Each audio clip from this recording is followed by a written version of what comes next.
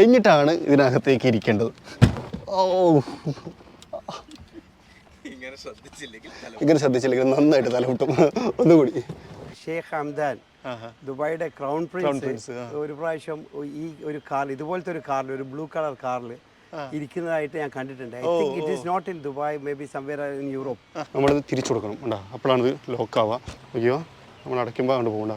1953 ISO എന്ന് പറയുന്ന വാഹന നിർമ്മാണ കമ്പനി അവരുടെ മോട്ടോ 200 എന്ന് പറയുന്ന ബൈക്കിൻ്റെ ഹൃദയവുമായിട്ട് ഒരു കാറിനെ വാഹന വിപണിയിലേക്ക് അവതരിപ്പിച്ചു. പിന്നീട് അത് സെൻസേഷനായി എന്ന് പറയാം. ലോകത്തെ ഏറ്റവും കൂടുതൽ വിറ്റഴിക്കപ്പെട്ട ഒരു സിംഗിൾ സിലിണ്ടർ കാർ ഏതാണ് എന്ന് ചോദിച്ചു കഴിഞ്ഞാൽ ഞാൻ പറയും അത് ഐസെറ്റ എന്ന് പറയുന്ന ഈ മോഡലാണ് എന്ന് പറയേണ്ടി വരും. വളരെ പ്രശസ്തമായിട്ടുള്ള BMW ഐസെറ്റ എന്ന് പറയുന്ന മോഡലാണ് ഇപ്പം എൻ്റെ പിറകിൽ കാണുന്നത്. വളരെ റെയർ ആയിട്ടുള്ള ഒരു വിൻറ്റേജ് വാഹനമാണ്. ഏറ്റവും കൂടുതൽ വിറ്റഴിക്കപ്പെട്ട സിംഗിൾ സിലിണ്ടർ വാഹനമാണ്. ഇന്നും റോട്ടിലൂടെ കൊണ്ടുപോകുന്ന സമയത്ത് ഐ കാച്ചിങ് ആയിട്ടുള്ള ഒരു മോഡലാണ്. തുടങ്ങിയിട്ട് ഒരുപാട് വിശേഷങ്ങൾ BMW ഐസെറ്റ എന്ന് പറയുന്ന മോഡലിലുണ്ട്. ഇന്നത്തെ വീഡിയോയിൽ നമ്മൾ സംസാരിക്കാൻ പോകുന്നത് BMW ഐസെറ്റയുടെ പ്രത്യേകതകൾ, അതുമായി ബന്ധപ്പെട്ട കാര്യങ്ങൾ തുടങ്ങിയവയാണ്. എല്ലാ കൂട്ടുകാർക്കും നമ്മുടെ പുതിയൊരു വീഡിയോയിലേക്ക് ഹൃദ്യമായ സ്വാഗതം.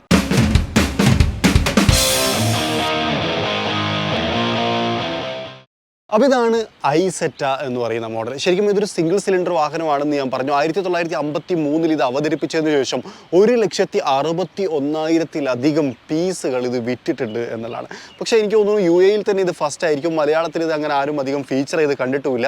അപ്പം നമ്മൾ ഒരു പക്ഷേ ഇത് മലയാളത്തിലെ ഫസ്റ്റ് വീഡിയോ ആയിരിക്കും എന്നുള്ളതാണ്. UAE വളരെ കഷ്ടപ്പെട്ടാണ് ഇത് രജിസ്റ്റർ ചെയ്തത്. അതിനെക്കുറിച്ചൊക്കെ നമുക്ക് സംസാരിക്കാം, കാരണം നമുക്കിത് ഓണറിനൊക്കെ കാണുന്നുണ്ട്. ഇതിൻ്റെ കഥ പറയുന്ന സമയത്ത് ഒരുപാട് കാര്യങ്ങൾ പറയാനുണ്ട്. ഇത് ബബിൾ കാർ എന്നാണ് അറിയപ്പെടാറുള്ളത്. കാരണം എന്ന് വെച്ച് കഴിഞ്ഞാൽ ഇതിൻ്റെ ഡിസൈൻ അങ്ങനെ ആയതുകൊണ്ടാണ്. അതായത് ഒരു ബബിൾ ഷേപ്പിലാണ് ഇത് ഡിസൈൻ ചെയ്തിരിക്കുന്നത്. അതുകൊണ്ട് പല രാജ്യങ്ങളിലും ബബിൾ കാർ എന്നറിയപ്പെട്ടുകൊണ്ടിരിക്കുന്നുണ്ട്. ശരിക്കും ഇത് ISO എന്ന് പറയുന്ന നിർമ്മാണ കമ്പനിയാണ് ആരംഭിച്ചത്.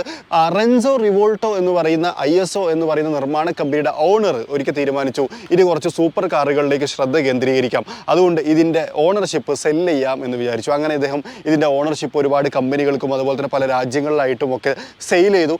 അങ്ങനെയാണ് ഈ മോഡൽ, അതായത് ISO എന്ന് പറയുന്ന നിർമ്മാണ കമ്പനി ഉണ്ടാക്കിയ ഐസെറ്റ എന്ന് പറയുന്ന ഈ ഒരു മോഡൽ BMWയുടെ കയ്യിലെത്തുന്നത്. BMWയുടെ കയ്യിലെത്തിയതോടുകൂടി അവർ കുറച്ചധികം മാറ്റങ്ങളൊക്കെ വരുത്തി. ശരിക്കും ഇതൊരു 3 വീൽ വാഹനമാണ്.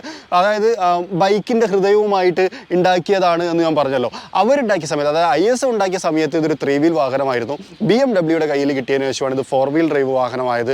അതുപോലെ തന്നെ ചില സ്ഥലങ്ങളിൽ ഇപ്പോഴും ഇത് 3 വീൽ ഡ്രൈവ് വാഹനമായിട്ട് തന്നെ ഉണ്ട് എന്നുള്ളത് മറ്റൊരു വലിയ പ്രത്യേകതയാണ്. അപ്പോൾ അങ്ങനെ 2 വീലറിൻ്റെ ഹൃദയവുമായിട്ട് നിർമ്മിച്ച സമയത്ത് ഇതിനകത്തുണ്ടായിരുന്ന ഹൃദയം 236 cc എഞ്ചിനായിരുന്നു. അത് 9.5 ഹോഴ്സ് പവറാണ് ഉൽപ്പാദിപ്പിച്ചുകൊണ്ടിരുന്നത്. എനിക്ക് തോന്നുന്നു ഒരു മാനുവൽ ഗിയർ ബോക്സും അതുപോലെ തന്നെ 13 ലിറ്റർ ഫ്യൂവൽ ടാങ്കുമാണ് ഈ വാഹനത്തിനകത്തുള്ളത് എന്നുള്ളതാണ്. ഇനി ഈ വാഹനത്തിൻ്റെ ഫ്രണ്ടിൽ ഇത് നോക്കുന്ന സമയത്ത് ഇവിടെ നമുക്ക് ഭയങ്കര യുണീക്കായിട്ട് നമ്മൾ കണ്ടിട്ടുള്ള ഒരു വിൻറ്റേജ് ഹെഡ് ലാമ്പ് യൂണിറ്റുകൾ കാണാം. അതുപോലെ തന്നെ ഐസെറ്റ 250 എന്ന് പറയുന്ന ഒരു ബാഡ്ജിങ് കാണാം. BMWയുടെ ലോഗോ കാണാം. അതുപോലെ തന്നെ ഒരു സിംഗിൾ വൈപ്പർ യൂണിറ്റും ഇവിടെ കൊടുത്തിട്ടുണ്ട് എന്നുള്ളതാണ്.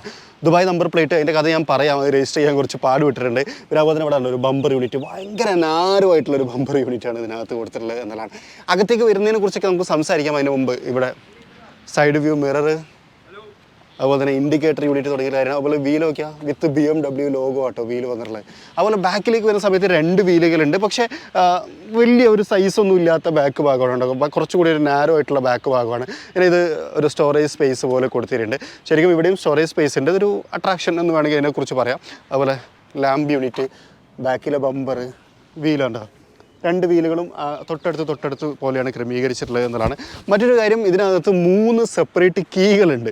അതായത് ഫ്യൂവൽ ടാങ്ക് ഓപ്പൺ ചെയ്യാൻ, പിന്നെ അതുപോലെ തന്നെ ഡോർ ഓപ്പൺ ചെയ്യാൻ, പിന്നെ അതുപോലെ തന്നെ വണ്ടി സ്റ്റാർട്ട് ചെയ്യാൻ, അങ്ങനെയൊക്കെയാണ്. മറ്റൊരു കാര്യം, ഇതിൻ്റെ ഫ്യൂവൽ ടാങ്കിനെ ക്രമീകരിച്ചിട്ടുള്ളത് ബാക്ക് ഭാഗത്താണ്. അതുകൊണ്ട് തന്നെ അപകടം ഉണ്ടായിക്കഴിഞ്ഞാൽ, കാരണം വെച്ച് കഴിഞ്ഞാൽ ഇതിൻ്റെ ഷേപ്പ് ഇങ്ങനെ ആയതുകൊണ്ട് തന്നെ ഫ്യൂവലിൻ്റെ ഭാഗത്തേക്ക് ഒരു ഇമ്പാക്റ്റ് വരാതിരിക്കാൻ വേണ്ടിയിട്ട് ഫ്യൂവൽ ടാങ്കിനെ ക്രമീകരിച്ചിട്ടുള്ളത് ബാക്കിലാണ് കേട്ടോ. ഇതാണ് ഫ്യൂവൽ ലിഡ് വരുന്നത്. ഇനി ഞാൻ അകത്തേക്ക് വരാം. അകത്തേക്ക് വരുന്ന സമയത്തുള്ള മറ്റൊരു കാര്യം, ഇതിൻ്റെ ഡോറ് ഫ്രണ്ടിലാണ് ക്രമീകരിച്ചിട്ടുള്ളത്. അയ്യോടാ, വേണ്ട, ഇങ്ങനെയാണ്. ഇത് അടയ്ക്കുന്ന സമയത്ത് നമ്മളിത് അടച്ചു കഴിഞ്ഞാൽ ഓട്ടോമാറ്റിക് ക്ലോസ് ആവുന്നില്ല. നമ്മളിത് തിരിച്ചു കൊടുക്കണം. ഉണ്ടാ, അപ്പോഴാണ് ഇത് ലോക്കാവുക. ഇങ്ങനെ ഉണ്ടാ, തിരിച്ചു കൊടുക്കണം. അപ്പോഴാണ് ഇത് ലോക്കാവുക. അതായത് നമ്മൾ പഴയ കാലത്ത് ഡോറിൽ കണ്ടിട്ടുള്ള പോലെ തന്നെ. അതേപോലെ തന്നെ മറ്റൊരു കാര്യം, നമ്മളിപ്പം ഈ ഡോർ ഓപ്പൺ ചെയ്യണമെങ്കിൽ സ്റ്റിയറിംഗ് വീലും ഇതിൻ്റെ കൂടെ ഓപ്പൺ ആവും.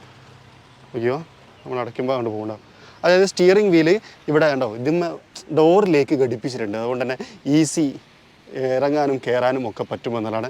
പെഡൽസ് ഇവിടെ കാണാം, ആക്സലറേഷൻ, ബ്രേക്ക്, ക്ലച്ച് തുടങ്ങിയിട്ടുള്ള കാര്യങ്ങളൊക്കെ തന്നെ ഇവിടെ കൊടുത്തിട്ടുണ്ട്. ഒരു മ്യൂസിക് സിസ്റ്റത്തിൻ്റെ ഭാഗം, അപ്പോൾ തന്നെ സീറ്റ് ഹീറ്ററിനെ കൊടുത്തിട്ടുണ്ട്.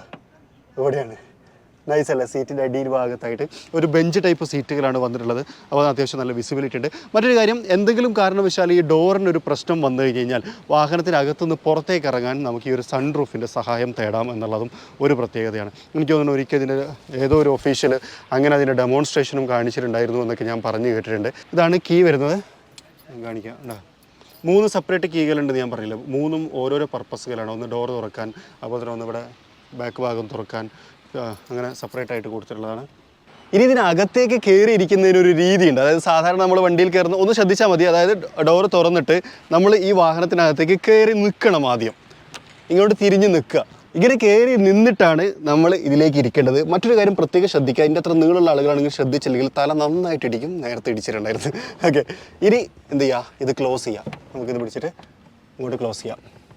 യെസ്, ഇങ്ങനെയാണ് ഇതിനകത്തേക്ക് കയറിയിരിക്കേണ്ടത്. മനസ്സിലായോ? ഇനി ഇതിനകത്തുള്ള കാര്യങ്ങൾ കാണിക്കട്ടെ. ഇതാണ് സ്റ്റിയറിംഗ് വീല്. ശരിക്കും ഒരു വിൻറ്റേജ് സ്റ്റിയറിംഗ് വീൽ എങ്ങനെയായിരിക്കും എന്ന് ചോദിച്ചു കഴിഞ്ഞാൽ നമ്മൾ പല വാഹനത്തിനകത്തും കാണിച്ചിട്ടുള്ള അതേ പാറ്റേൺ തന്നെയാണ് ഇത് കീപ്പ് ചെയ്തിട്ടുള്ളത്. ഇതാണ് ഹോൺ വരുന്നത്. സ്പീഡോ മീറ്റർ ഉണ്ട്. ഒറ്റ കൺസോളോടുകൂടി വന്നിട്ടുള്ള ഒരു മീറ്റർ കൺസോളും കാര്യങ്ങളൊക്കെയാണ് നമുക്ക് വന്നിട്ടുള്ളത്. അതുപോലെ തന്നെ എക്സോസ്റ്റിൻ്റെ ഭാഗം പോലത്തെ ഒരു ഭാഗം ഇവിടെ കാണാൻ കഴിയും. ഇതാണ് ട്രാൻസ്മിഷൻ വരുന്നത്. ഒരു 4 സ്പീഡ് ട്രാൻസ്മിഷനാണ്. അതുപോലെ തന്നെ ഇവിടെ ചോക്കിൻ്റെ ബട്ടൺസും കാര്യങ്ങളൊക്കെ കൊടുത്തിട്ടുണ്ട്. നൈസ്. ഒരു പയനിയറിൻ്റെ മ്യൂസിക് സിസ്റ്റം. എനിക്ക് തോന്നുന്നു ഈ മ്യൂസിക് സിസ്റ്റം എക്സ്ട്രാ വെച്ചിട്ടുള്ളതാണ് എന്നാണ് ഞാൻ മനസ്സിലാക്കുന്നത്. കാരണം ആ കാലത്ത് മ്യൂസിക് സിസ്റ്റം ഉണ്ടായിരുന്നില്ല എന്നുള്ളതാണ് എനിക്ക് തോന്നുന്നത്. ഓക്കെ, സൺറൂഫ് ഓപ്പൺ ആക്കണം ഇവിടെ കേട്ടോ. ഇത് മാനുവലാണ്, നമുക്കിങ്ങനെ ഓപ്പൺ ആക്കാം.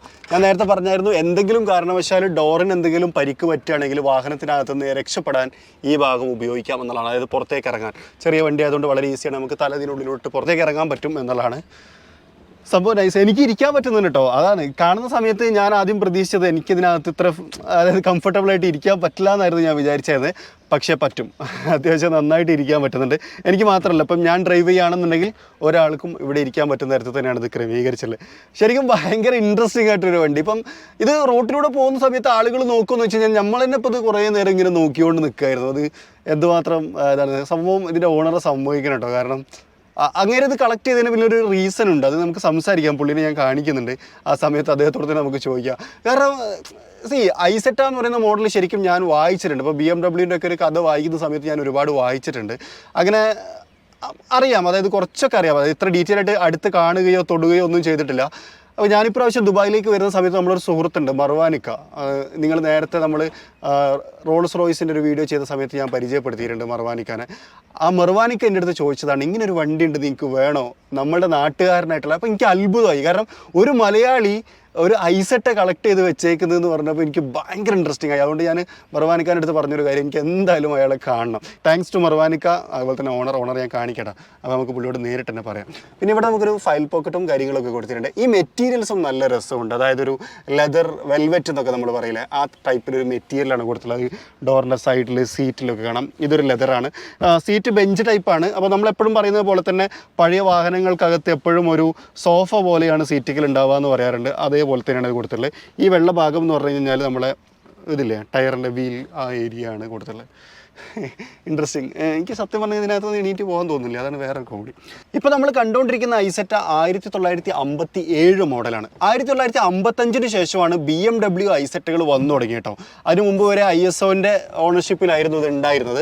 മറ്റൊരു കാര്യം, BMWയിലേക്ക് വന്ന സമയത്ത് ഇവർ ഒരുപാട് മാറ്റങ്ങൾ വരുത്തിയെന്ന് ഞാൻ പറഞ്ഞു. 4 വീലർ ആക്കി, അതുപോലെ കുറേ എലമെൻറ്റുകളൊക്കെ ചേഞ്ച് ആക്കി. അതോടൊപ്പം തന്നെ ഇവർ ചെയ്തിട്ടുണ്ടായിരുന്നൊരു കാര്യമായിരുന്നു, എഞ്ചിൻ്റെ കാര്യത്തിലും വലിയ മാറ്റം വരുത്തിയെന്ന് പറയാം. വലിയ മാറ്റം എന്ന് പറഞ്ഞു കഴിഞ്ഞാൽ 247 cc ആക്കി 13 ഹോഴ്സ് പവറുള്ള ഒരു എഞ്ചിനാക്കി. ഇപ്പം ഇതിനകത്തുള്ളത് 247 cc 13 ഹോഴ്സ് പവർ ഉൽപ്പാദിപ്പിക്കുന്ന ഒരു എഞ്ചിനാണ്. അപ്പോൾ ഞാൻ വലിയ മാറ്റം എന്ന് പറയുമ്പോൾ ട്രോളി പറഞ്ഞതാണ് നിങ്ങൾ വിചാരിക്കും. പക്ഷേ അങ്ങനെയല്ല, ശരിക്കും അതൊരു വലിയ ചേഞ്ച് തന്നെയായിരുന്നു എന്നുള്ളതാണ്. അപ്പോൾ ഇതാണ് BMW ഐസെറ്റ.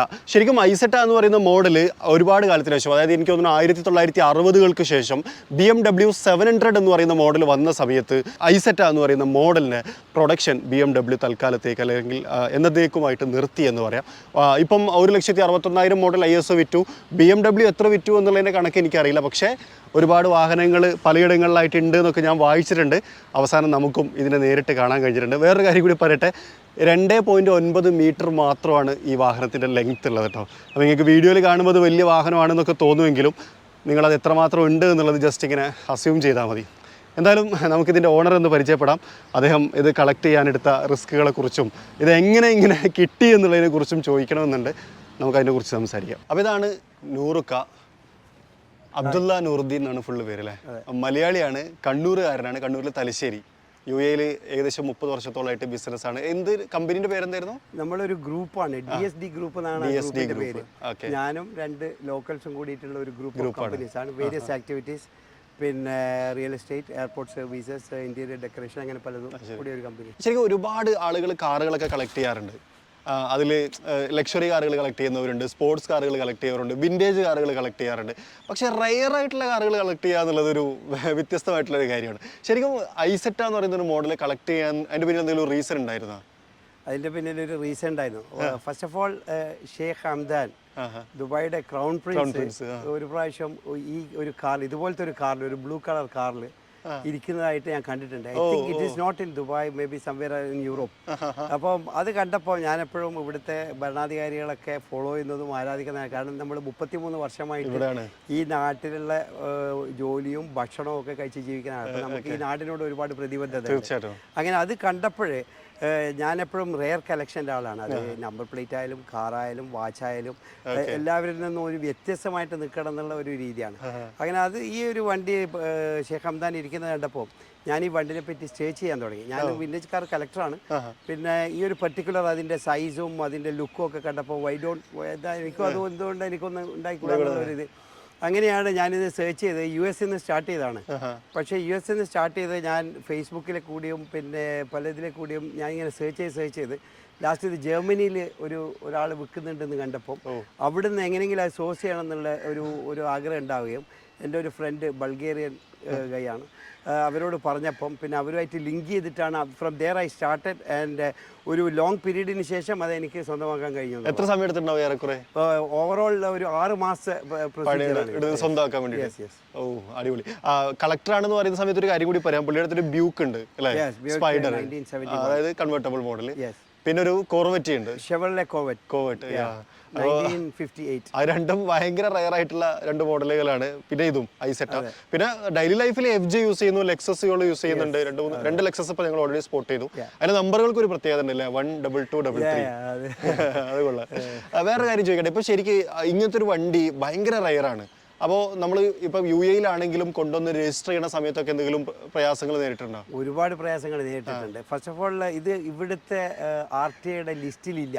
ഇങ്ങനെ ഒരു വണ്ടി ഉണ്ടായിരുന്നു. ഒരു വണ്ടി അവരെ ലിസ്റ്റില്ല. കാരണം ഇവിടെ അവർ ഏതൊരു വണ്ടി വരുമ്പോഴും അവർ ഓൾറെഡി ലിസ്റ്റിൽ ചേർത്ത് വെക്കും. പുതിയ ഏത് വണ്ടിയാണെങ്കിലും ഓട്ടോമാറ്റിക് അവരെ ലിസ്റ്റ് ഉണ്ട്. അവർക്ക് ജസ്റ്റ് ചൂസ് ചെയ്യാവുന്നതേ ഉള്ളൂ ഇന്ന വണ്ടിയാണ് സെലക്ട് ചെയ്ത് കഴിഞ്ഞാൽ. പക്ഷേ ഇത് അവരുടെ സിസ്റ്റത്തിൽ ഇല്ലാത്തതുകൊണ്ട് ആദ്യം മുതൽ ആഡ് ചെയ്ത് കൊണ്ടുവരും. അത് ഫസ്റ്റ് അവരത് ആഡ് ചെയ്തു.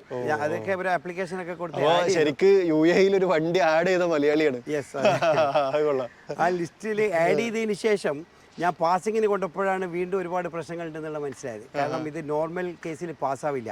ഇതിന്റെ എഞ്ചിൻ, ഇതിന്റെ വീലിന്റെ ഗ്യാപ്പ് ചെറുതാണ്, ബാക്കിൽ നേരോ ആണ്. 40 സെന്റിമീറ്റർ ഗ്യാപ്പേ ഉള്ളൂ ഒരു വീലും മറ്റു ബാക്കിൽ.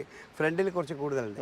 അങ്ങനെ അതൊക്കെ ഉള്ളത് കൊണ്ട് അവർ പറഞ്ഞ നോർമൽ കേസിൽ പാസ് ചെയ്യാൻ പറ്റില്ല, ഇത് ടെക്നിക്കൽ കമ്മിറ്റിക്ക് വിടണമെന്ന് പറഞ്ഞു. അത് it's A group of UAE Nationals, RTA സ്റ്റാഫാണ്. അങ്ങനെ വേറൊരു ലൊക്കേഷനിലേക്ക് അത് കൊണ്ടുപോയി. ഇതിനൊക്കെ ഒരുപാട് ഡേറ്റും ടൈമും ഒക്കെ എടുത്തു, ഒരുപാട് സമയം എടുക്കും പ്രോസസ്സിൽ. അങ്ങനെ അവിടെ കൊണ്ടുപോയി അവരെ ഒരു കമ്മിറ്റി പിന്നെ ഇൻസ്പെക്ട് ചെയ്തിട്ടാണ് ഇതിന് അപ്രൂവൽ തന്നത്. പണിയെടുത്ത്. അതെ. അപ്പോൾ ശരിക്കും എപ്പോഴെങ്കിലും ഒരു ബാഡ് ഒക്കെ ഫീൽ ചെയ്തോ, ഇത് എടുത്തോണ്ട് കുടുങ്ങിപ്പോയല്ലോ? ഇല്ല, ഞാനത് ഒന്ന് സ്റ്റാർട്ട് ചെയ്ത് കഴിഞ്ഞാൽ അത് ക്ലോസ് ചെയ്യുന്നവരെ അതിന്റെ പിന്നാലെ നിൽക്കാറുണ്ട്. അതാണ് ആ ഒരു പാഷൻ അതേപോലെ കീപ്പ് ചെയ്തു. അതെ അതെ. ഇതിട്ട് റോട്ടിലൊക്കെ പോകുമ്പോൾ എങ്ങനെയാണ് അവസ്ഥ? ആളുകളുടെ ഫീഡ് ഇപ്പൊ നമ്മൾ ഷൂട്ട് ചെയ്യുമ്പോൾ തന്നെ കുറെ ഇംഗ്ലീഷുകാരൊക്കെ വന്നിട്ട് കൊള്ളാലോ ബ്യൂട്ടിഫുൾ കാർ എന്നൊക്കെ പറഞ്ഞ്. അതാണ് ഈ ഫസ്റ്റ് ഓഫ് ഓൾ ദുബായ് ആണല്ലോ വേൾഡ് നമ്പർ 1 സിറ്റി തന്നെ പറയാം. This is the big head turner എന്ന് പറയും. വേറൊരു ഹൈ എൻഡ് കാറൊക്കെ കൊണ്ടുപോവാണെങ്കിൽ അത് കോമണിലായിരിക്കും. ഇപ്പൊ ബുഗാട്ടി ആണെങ്കിൽ പോലും 3-4 ഒരുപാട് കാണുന്നുണ്ട്. ആരും ഒന്നിങ്ങനെ അതിനെ ഒന്ന് അഡ്മയർ ചെയ്യില്ല, സ്റ്റെയർ ചെയ്യില്ല. ഇതാകുമ്പോൾ ആരാന്ന് ഇങ്ങനെ നടന്നു പോകുന്ന സമയത്ത് നോക്കി ഒന്ന് കൈവന്നിച്ച് ഒന്നിതാക്കി വേവ് ചെയ്തിട്ടൊക്കെ പോകാറുള്ളൂ. പിന്നെ ചാൻസ് കിട്ടൊക്കെ അവർ അടുത്ത് വന്ന് ഫോട്ടോ എടുക്കുക, ഇതിനെപ്പറ്റി ആകാംക്ഷയോട് കൂടി ചോദിക്കുകയൊക്കെ ചെയ്യും. അതാണ് അതിന്റെ. എത്ര പൈസ ഇത് വാങ്ങുമ്പോൾ? ഇത് വാങ്ങുന്നതല്ല, ഓവറോൾ ഇവിടെ എത്തുന്ന സമയത്ത് രക്കം ഒരു ഒരു റഫ് കാൽക്കുലേഷനിൽ $55,000 ഇപ്പോൾ ഓൾറെഡി ഏകദേശം ഒരു 2 സംതിങ് ദിർഹത്തിന്റെ അടുത്ത്. അതെ, 2 ലക്ഷം ദിർഹം ഒക്കെ വന്നിട്ടുണ്ട്. മെയിൻ്റനൻസോ? മെയിൻ്റെനൻസ് ഹെഡേക്ക് ആണ്. ഇവിടെ ഒരു സാധനം കിട്ടും, നിങ്ങൾക്കറിയാലോ, വിന്റേജ് റെയർ കാർസിന്റെ സാധനം, but it is available in Europe and US. ഇപ്പോഴും ഇതിന്റെ പ്രൊഡക്ഷൻ ചെയ്യുന്നുണ്ട് പാർട്സിന്റെ. ഞാനിപ്പോൾ അടുത്ത് ഞാൻ ഇതിന്റെ സ്പെയർസ് വാങ്ങി വെക്കും. ഈ ആക്സിലറേറ്റർ കേബിളും ക്ലച്ച് കേബിളും എനിക്ക് വേണം. ഞാനിപ്പോൾ അത് ജർമ്മനിയിൽ നിന്ന് ഓർഡർ ചെയ്ത് അത് സാധനം ഓൾറെഡി വന്ന് കിടക്കുന്നുണ്ട്. അടിപൊളി അടിപൊളി. അപ്പോൾ അവിടുന്നാണ് ഇപ്പം എല്ലാം കൊണ്ട് എല്ലാ സാധനവും പുറത്തേ കിട്ടുള്ളൂ, ഇവിടെ ഒന്നും കിട്ടില്ല, ഒരു സാധനം കിട്ടില്ല. ഒരു ഇപ്പം പല ആളുകളും വിൻറ്റേജ് കളക്ട് ചെയ്യാൻ ആഗ്രഹിക്കാറൊക്കെ ഉണ്ട്. അപ്പോൾ അങ്ങനത്തെ ഒരാൾക്കാരോട് കുറച്ചു ഈ മേഖലയിൽ മുന്നേ സഞ്ചരിച്ച ഒരാൾ എന്നുള്ള നിലയ്ക്ക് എന്താണ് പറയാനുള്ളത് നമ്മൾ വീഡിയോ കാണുന്ന? ഫസ്റ്റ് ഓഫ് ഓൾ ഈ വിൻറ്റേജ് കളക്ടർ എന്ന് പറഞ്ഞാൽ അവരിതിന് പ്രിപ്പയർ ആണോ, എന്ത് പ്രശ്നം വരും, മെന്റലി ഒക്കെ പ്രിപ്പയർ ആണ്. മെന്റലി എപ്പോഴും ബ്രേക്ക് ഡൗൺ ആവാനുള്ള ചാൻസ് ഉണ്ട്. അപ്പോൾ അതിന് നമ്മൾ പ്രിപ്പയർ ആയിട്ട് റിക്കവറി ആയാലും റോഡിൽ നിർന്നിട്ടായാലും മെയിൻ്റെനൻസ് ആയാലും, ഞാൻ എപ്പോഴും ഇതിലൊരു കിറ്റ് തന്നെ കൊണ്ടുപോകും. ഒരു ടോർച്ചും രാത്രിയാണെങ്കിൽ അത്യാവശ്യം സ്ക്രൂ ഡ്രൈവറും അതും ഇതൊക്കെ എന്നാലാവുന്നത് വല്ലതും ചെയ്യാൻ പറ്റുന്നത്. അത് പറ്റില്ലെങ്കിൽ പിന്നെ അവിടെ നിന്ന് റിക്കവറിയിൽ കൊണ്ടുപോവുക ചെയ്യാതൊക്കെയാണ്. അങ്ങനെ ഒരു മൈൻഡ് സെറ്റപ്പിലുള്ള ഒരാളായിരിക്കണം ഇത് ചെയ്യുന്നത്. എന്തായാലും താങ്ക് യു സോ മച്ച്, ഞങ്ങൾക്ക് ഇങ്ങനെ ഒരു അവസരം തന്നു. അതായത് ഞങ്ങൾക്ക് വേണ്ടി കുറെ നേരം ഇവിടെ സ്പെൻഡ് ചെയ്തു, ഞങ്ങൾക്ക് ഇത് ഫീച്ചർ ചെയ്യാനുള്ള അവസരം തന്നു. ഇതിനോടുള്ള ഇഷ്ടം കൊണ്ടാണല്ലോ, അല്ലെങ്കിൽ ഇതുപോലെ വ്ളോഗ് ചെയ്യുന്ന ആളായതുകൊണ്ടാണല്ലോ നിങ്ങൾ. തീർച്ചയായിട്ടും ഞാൻ എപ്പോഴും ആരെയും വെൽക്കം ചെയ്യും, കാരണം ഇതിപ്പം എല്ലാവരും ചെയ്യുന്ന സംഗതിയല്ലല്ലോ. അപ്പോൾ നമ്മളെപ്പോലത്തെ ഒരാൾ ചെയ്യുമ്പോൾ ഏതൊരു കുട്ടിയായാലും എത്ര വലിയ ആളായാലും ആര് വന്നു കഴിഞ്ഞാലും most welcome, come take video pictures whatever. Thank you so much. അതാണ് ഞങ്ങളെപ്പോലത്തെ ആൾക്കാർക്ക് വളരാനുള്ള ഒരു വഴിയാണത്. തീർച്ചയായും അങ്ങനെ ഒരു അവസരം തന്നതിൽ വീണ്ടും താങ്ക് യു സോ മച്ച്. അപ്പോൾ എന്തായാലും ഈ ഒരു വീഡിയോ നിങ്ങൾക്ക് ഇഷ്ടപ്പെട്ടിട്ടുണ്ടാവും വിചാരിക്കുന്നു. വളരെ റയർ ആയിട്ടുള്ള BMW i-Zeta എന്ന് പറയുന്ന മോഡലിനെ കുറിച്ചാണ് ഇത്ര നേരം നമ്മൾ സംസാരിച്ചുകൊണ്ടിരുന്നത്. അപ്പം ഇഷ്ടപ്പെട്ടെങ്കിൽ നിങ്ങൾ അഭിപ്രായം കമൻറ്റ് ചെയ്യാൻ മറക്കരുത്. നൂറുഖാൻ്റെ ഇൻസ്റ്റാഗ്രാം ഐഡി ഞാൻ താഴെ കൊടുത്തിട്ടുണ്ട്, അതിനകത്തുണ്ട് വേറെയും പുള്ളിയുടെ കളക്ഷൻ്റെ ഫോട്ടോസും കാര്യങ്ങളൊക്കെ, അതൊന്ന് ചെക്കൗട്ട് ചെയ്ത് നോക്കാം. അപ്പോൾ മറ്റൊരു വീഡിയോയിൽ മറ്റൊരു വിശേഷമായിട്ട് കാണാം. അതുവരെ ചെറിയൊരു ബ്രേക്ക്.